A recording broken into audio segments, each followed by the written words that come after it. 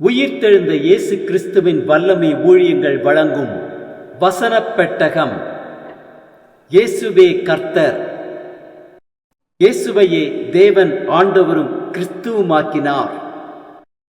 இயேசுவே ராஜாதி ராஜா, கர்த்தாதி கர்த்தா. கிறிஸ்துவே மரித்தோர் மேலும் ஜீவனுள்ளோர் மேலும் ஆண்டவர். கிறிஸ்துவே போதகரும் ஆண்டவருமாயிருக்கிறார். வசனப் பெட்டகத்தின் இன்றைய தின கருப்பொருள் விசுவாசம். நீ விசுவாசித்தால் தேவனுடைய மகிமையை காண்பாய். மரித்த லாசருவின் கல்லறை முன்பாக இயேசு மார்த்தாள் இடத்தில் சொல்லும் வார்த்தை தான் இந்த வசனம். விசுவாசத்தை குறித்ததான வசனங்களை பார்க்கலாம். மத்தேயு 8:13 வாசிக்கிறோம்.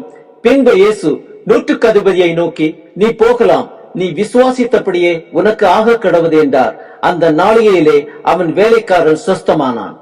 மார்க் 9:23 வாசிக்கிறோம்.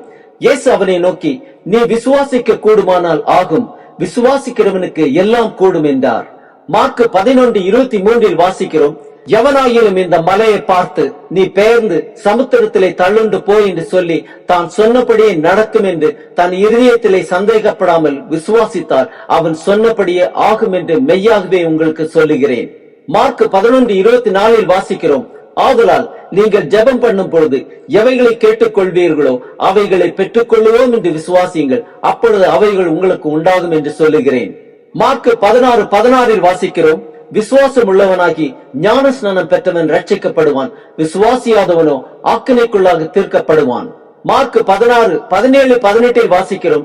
விசுவாசிக்கிறவர்களால் நடக்கும் அடையாளங்கள் யாவன?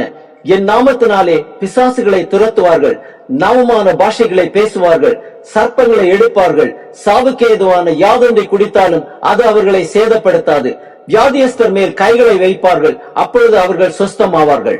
யோவான் 3:16 வாசிக்கிறோம். தேவன் தம்முடைய ஒரே பேரான குமாரனை விசுவாசிக்கிறவன் எவனோ அவன் கெட்டு போகாமல் நித்திய ஜீவனை அடையும்படிக்கு அவரை தந்துரளி இவ்வளவாய் உலகத்தில் அன்பு கூர்ந்தார். யோவான் 3:18 வாசிக்கிறோம்.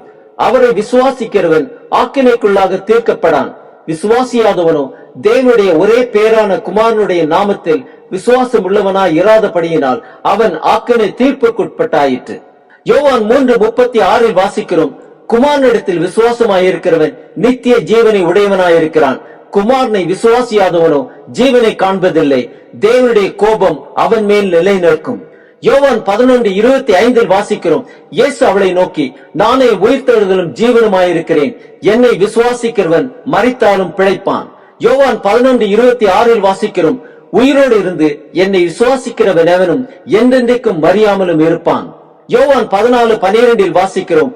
மெய்யாகவே மெய்யாகவே நான் உங்களுக்கு சொல்லுகிறேன், நான் என் பிதாவின் இடத்திற்கு போகிறபடியினால் என்னை விசுவாசிக்கிறவன் நான் செய்கிற கிரியைகளை தானும் செய்வான், இவைகளை பார்க்கிலும் பெரிய கிரியைகளையும் செய்வான். அப்போஸ்தலர் 16:31 வாசிக்கிறோம். கர்த்தராகிய இயேசு கிறிஸ்துவை விசுவாசி, அப்பொழுது நீயும் உன் வீட்டாரும் ரட்சிக்கப்படுவீர்கள். ரோமர் 10:9 வாசிக்கிறோம். கர்த்தராகிய இயேசுவை நீ உன் வாயினாலே அறிக்கையிட்டு தேவன் அவரை மரித்தோரிலிருந்து எழுப்பினார் என்று உன் இருதயத்திலே விசுவாசித்தால் ரட்சிக்கப்படுவாய். ரோமர் 10:11 வாசிக்கிறோம். நீதி உண்டாக இருதயத்திலே விசுவாசிக்கப்படும், ரட்சிப்புண்டாக வாயினாலே அறிக்கை பண்ணப்படும். அவரை விசுவாசிக்கிறவன் எவனோ அவன் வெட்கப்படுவதில்லை என்று வேதம் சொல்லுகிறது. 2 கொரிந்தியர் 5:6 வாசிக்கிறோம். நாம் தரிசித்து நடவாமல் விசுவாசித்து நடக்கிறோம். கலாத்தியர் 3:6 வாசிக்கிறோம். அப்படியே ஆபிரகாம் தேவனை விசுவாசித்தான், அது அவனுக்கு நீதியாக எண்ணப்பட்டது.